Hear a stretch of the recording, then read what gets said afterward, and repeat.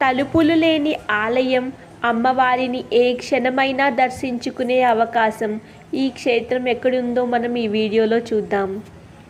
మన హిందూ సాంప్రదాయాలలో పరాశక్తి స్వరూపిణి, సకల జీవకోటిని తన చల్లని చూపులతో రక్షించే ఆది పరాశక్తి అమ్మవారిని పూజించడం అనాది కాలం నుండి వస్తున్న సాంప్రదాయం. అనేక ప్రాంతాలలో శక్తి స్వరూపిణిగా వెలిసిన అమ్మవారు వివిధ విపత్కర పరిస్థితుల నుండి మానవాళిని కాపాడుతూ వస్తుంది. శక్తి స్వరూపిణి ఇక్కడ వెలిసిన క్షేత్రంగా భక్తులను అనుభూతి కలిగించే ఆలయమే చెంగాల పరమేశ్వరి ఆలయం.